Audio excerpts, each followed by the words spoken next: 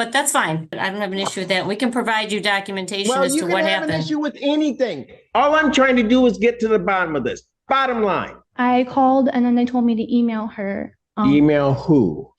Whoever, I don't remember the name. Well, you're going to have to show me that email. If you're telling me my staff did not respond to you or did not address that, ma'am, you paid no rent. Nothing. I don't think it's okay to steal someone's stuff. Well, they didn't steal it. Except they did because we made an You know what? Here's what we're going to do. But you said you sent an email. Yes, unless it didn't. Oh, it didn't. Well, I have it on here, but I didn't send it apparently. No, ma'am, I'm just going to tell you right now. Here's how I work. You want to ruffle my feathers? Today we've got an entitled squatter in court, facing off against her landlord and the landlord's attorney, and honestly, this case is so wild it'll make your head spin, because we're not talking about some complicated legal gray area, we're talking about someone who hasn't paid rent, refuses to accept reality, and is now trying to twist the situation so that she looks like the victim. From the moment she opens her mouth, you can tell exactly where this is going. She doubles down on every excuse imaginable, tossing out wild accusations about stolen belongings, claiming mistreatment, and building this upside-down version of events where somehow she's the one being wronged, even though the facts are stacked completely against her. And the crazy part is, the longer she talks, the more her story starts to unravel. You can literally watch the contradictions pile up as she tries to hold on to this fantasy. It's almost painful to sit through, because on one side you've got a landlord who just wants their property back, backed by an attorney who knows the law, and on the other side you've got someone who thinks squatting is a lifestyle choice and accountability doesn't apply to them. The entitlement is off the charts, and it raises a real question: what should the law do with squatters who abuse landlords like this, wasting everyone's time and dragging out what should be an open and shut case? If you recall, but this particular resident was in another unit. We generously waived her entire balance because she had repair issues. We moved her into a new unit, and now she hasn't paid any rent. I was locked out in the middle of moving. Sorry. I was locked out in the middle of moving and they didn't help me with what we agreed upon. You were locked out and they didn't help you. What do you mean by that? So remember how we were talking about how I couldn't afford a moving truck and that they will figure out something for me. Right. They locked me out in the middle of moving. And when we got access, which was end of May, a lot of my stuff was stolen, including a firearm, all my small kitchen appliances, my daughter's brand new sheets, my security cameras. So what do you mean they locked you out? I don't get it. We didn't have access. They changed the locks. On your On my previous... yes. I did not render the old keys. And also... So in essence, I just want to shortcut this. In essence, you're saying they changed the locks before you got all your stuff out. I don't know what to do at this point. Your Honor, if I can add, I would respond, but I'd rather have Amy respond because she has direct knowledge of what happened, because I don't believe that's our position. And I also don't believe it's relevant to this case, but that's a separate issue. I think it's worth responding to. Your Honor, that's absolutely not factual. She signed a whole new lease, and I don't think I don't think Ms. Lutkoff or anyone would volunteer us to pay for a moving truck or use my maintenance guys to move her belongings, which is what Ms. Vanek seems to be under the impression that we offered her in court. She was given plenty of opportunity. In fact, there was a lot of grace given here to remove her stuff. And in fact, she came in our office on several occasions saying she didn't have a babysitter. She had to work. Her boyfriend had to work, all these reasons. I locked down the apartment upon her signing a new lease, sir. She took possession of a new apartment, Your Honor. And yes, I locked down the unit. She did turn in keys to our box. And so I took possession of an apartment that she no longer had possession of, Your Honor. And she left belongings. Was there stuff in there? Yes, my stuff was in there. There was and boxes, right now. I believe. I have the keys. So what?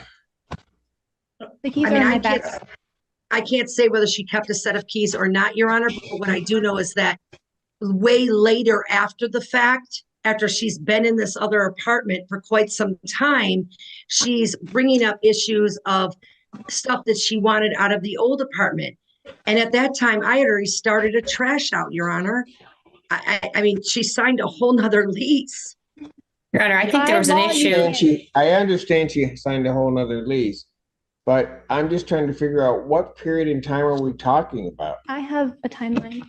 So Your Honor, we didn't I'm going gain, to just state for the record here that factually, just from a legal perspective, if she wants to pursue, she certainly can file an action for damages if she feels that her property has been damaged on another unit, but we're in court on this unit. And so I don't believe it's relevant. Yeah, but this unit, Ms. Luckoff, that's disingenuous because this unit only comes about because of the issues that were in the other unit. So to try to separate them out doesn't make much sense. Well, I think it does, Your Honor, because she didn't remove her belongings, but obviously this is your courtroom. Okay, but I'm that may be a defense to what she's claiming if she didn't remove the items. That may be a defense, but to say it has to be a whole another separate thing, I don't think that that's true. Well, I do, because we're talking about a certain property Okay, address. then None of I'll that. take what she filed. I'll tell her to go up there, stamp it in as another case, and it's just coming back with this one. I don't know where that gets us. Well, I don't know what she filed. I mean, she didn't say anything in her filing, so, but that's fine. You want to consolidate it, I don't have an issue with that. We can provide you documentation Well, as you to can what have an happened. issue with anything. All I'm trying to do is get to the bottom of this. Bottom line. That's all I want to know. If anyone can explain why this attorney is dragging this case out, I'm all ears, because honestly it feels like they're just circling the same points over and over instead of locking in on the strongest facts and shutting this thing down. The situation seems painfully simple. This girl signed a new lease, she turned in her keys, and if she left belongings behind, that's on her, not the landlord. Most landlords would have cleared that stuff out without a second thought, so why make this the centerpiece of the argument? It makes no sense, and instead of just hammering the timeline and the documents, which would end this case in seconds, the attorney keeps wandering into side details that don't move the needle at all. Meanwhile, the judge is just sitting there waiting for someone to land the actual point, and the longer this drags out, the more room this squatter has to spin her story and make herself look like a victim. And trust me, this is not the kind of witness you want rambling on the record. It's almost painful to watch, and I can't tell if the attorney is playing it slow on purpose or just missing the mark completely. so she can have her objections, you can have your objections. We're going to do it my way. Go ahead, man. all right, so the reason why we're here is because I feel like I can't trust their maintenance people because my stuff was stolen. I don't want anyone coming into my apartment. Ma'am, you were at the point of a timeline. Yeah, so the timeline is I think we did our court date like April 26th, I think. And that's when we dismissed the case, which honestly, I wish we had set things and whatever. And then that next week or that Friday or whatever they had to finish with the apartment, I think we grabbed the keys like that Friday. So then we started that weekend because I was working 2 to 10:30. So we were putting the kids to bed and then we were getting the stuff. Plus, like I said, Okay, fine. couldn't move it. So how much time passed between the time that you got the keys to the new place? It was like a week and 3 days. And So then we 10 lost, days yeah, passed. and we lost access for 3 weeks. We didn't get the Oh, ma'am, stop. You had after you moved into the other apartment, you had access for 10 days basically, yeah. and you couldn't get all of your stuff out in 10 days. No. Okay, that's going to be a problem for you. They can't hold the apartment open for you to go in and move out in that fashion. You don't get 30 days to move out. I understand. It would have been quicker if we could have just had that one last day. Ma'am, I'll be honest with you. If you're telling me, you made it sound initially like they locked you out, and that's all I was trying to get to the bottom of. Yeah. They didn't do that. It seems like, and by what you're telling me, you get the other unit, you've got 10 days, and you don't get all your property out in 10 days. Well, technically, we didn't even have 10 days. They only gave us a week, but Okay, and that's even my point. Yeah. My point is 10 days would be extraordinary grace to get your stuff out. Yeah. A week, maybe about normal. Mhm. That you move from one unit to the next unit. Maybe What get about that. the previous agreement that some help was going to happen? Ma'am, I don't recall that being Can the we look issue. over the transcripts, please? The transcripts of what? If you want to order Okay. transcripts, you can. I tried. I haven't gotten a response. Your Honor, I have not received a request for any. It was a month and a half ago, granted. Sorry. No, ma'am. You made a request for transcripts to my staff? Yes, I did. I called and then they told me to email her. Email who? Whoever, I don't remember the name. Well, you're gonna have to show me that email because I'm gonna be honest with you. If you're telling me my staff did not respond to you or did not address that, Okay, give me 1 second. sure.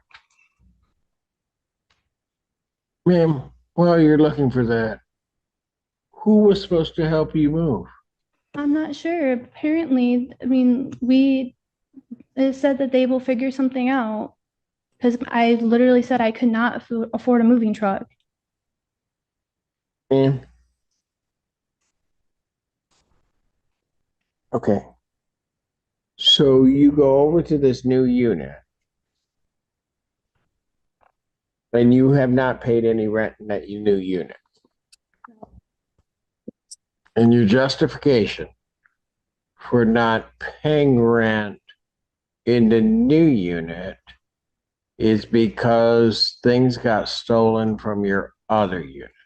At this point, it's becoming official. Every single sentence she says makes her sound more and more like a textbook squatter, because let's be real, she had over a week to move her belongings out, which is already way more time than most tenants ever get since the rest of us usually have to clear everything before the lease ends, so this was generous in my opinion. Yet somehow her excuse for not paying rent is that the landlord stole her things before she could move out, when in reality it didn't take 1 day, it took 10 full days, meaning she had every opportunity to handle her business but instead chose to dodge communication and spin this story into a sob act, and honestly, the more she talks, the clearer it becomes that she's either playing games or living in some fantasy world where she's the victim, when in fact she had every chance to avoid all of this. And while I'd almost respect the creativity in her excuses, it's just way too transparent, and in a courtroom that kind of performance doesn't win sympathy. It just makes her look irresponsible at best and manipulative at worst,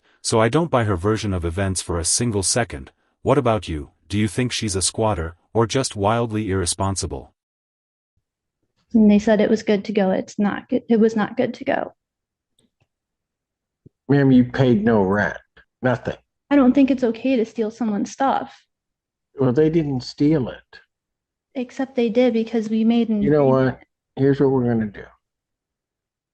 We're going to set this for a trial. We're going to set this for a trial on an expedited basis. Because did you find that email to my staff? Because I don't believe that you're telling me the truth. Because, ma'am, I'm going to tell you what. When somebody tells me my staff didn't respond, I did call up here. I will say that. but you said you sent an email. Yes, unless it didn't. Oh, it didn't. Well, I have it on here, but I didn't send it apparently. I'm not going to make you apologize to my staff for trying to say they didn't No, respond. No, ma'am, I'm just going to tell you right now. Here's how I work. And my staff knows this. If somebody wants something from them and they're supposed to provide it, they provide it. If you come up in here and you tell me that my staff didn't do it, didn't order the transcript, that they didn't respond to it, you want to ruffle my feathers, you insult my staff. So I don't know. I'll consider anything you're saying about that afterwards, just an apology to Emily. Okay. I'm just going to set this for, well, I'm just going to set it for trial. The final settlement conference is going to work. Give me a trial date on a Tuesday I can't. of this month. Could we possibly set it for August?